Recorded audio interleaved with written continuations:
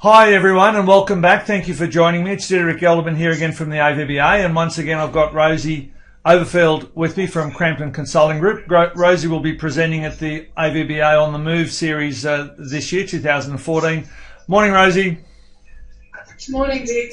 Thanks for joining me today, and today we've got the fifth and the last big challenge that you see in practices, and you initially told me that it has to do with resiliency and lack of resiliency. Can you just talk us through that one a little bit? Yeah, certainly. Resiliency as a term really it comes from the Latin word of to leap back. And so when we think about the word resiliency in veterinary practice life, what we're really suggesting is the ability to bounce back or come back from stressful or traumatic events that might occur. So they can be things such as a really difficult or aggressive client, perhaps it's a traumatic euthanasia, or sometimes it's just simply the day-to-day fabric of veterinary life. It can be conflict between team members. It can just simply be busyness as well, in which people feel that sense of helplessness where they're not actually able to put their hand up and say, hey, can someone give me a hand here? I'm really struggling. And so all of those factors have the potential to wear people down if they don't have their own personal self-care and resilience strategies. And indeed, we're now starting to see a trend of practices really focusing on self-care within the practice team and resilience strategies within the practice team.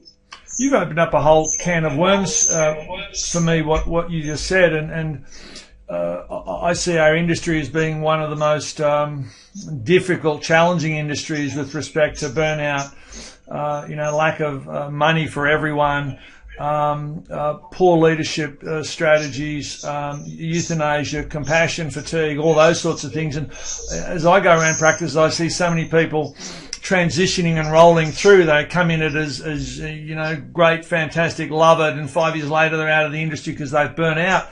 So are you saying that we can prevent, manage, ameliorate that through improving their resiliency? Resiliency certainly helps. I mean, people come into the industry with their own needs and desires, and of course, our genetics and our personal circumstances do contribute to our abilities to be naturally resilient.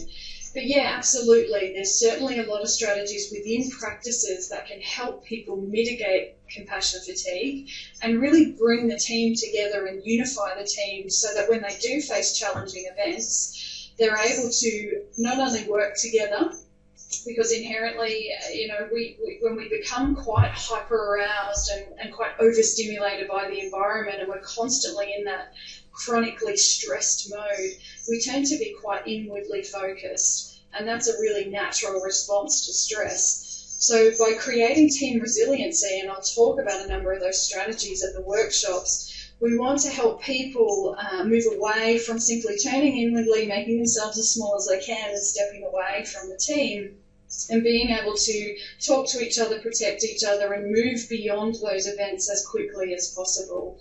And a classic example of it, Dick, is just simply the ability for team members to debrief each other appropriately after traumatic events.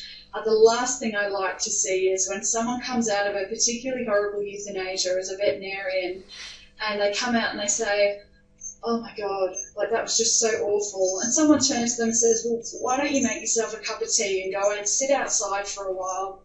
When you're feeling better, come back in. And sometimes that's all we do for people. We leave them to stew in their own emotions outside, and then they go, oh gee, I've been out here 10 minutes, I probably should get back to work now. Whereas nobody's actually really sat down and said to them, what specifically was it about that has really upset you? How are you feeling, and what do you think within that situation really triggered some of those feelings for you? What might you do differently if you're faced with this situation again?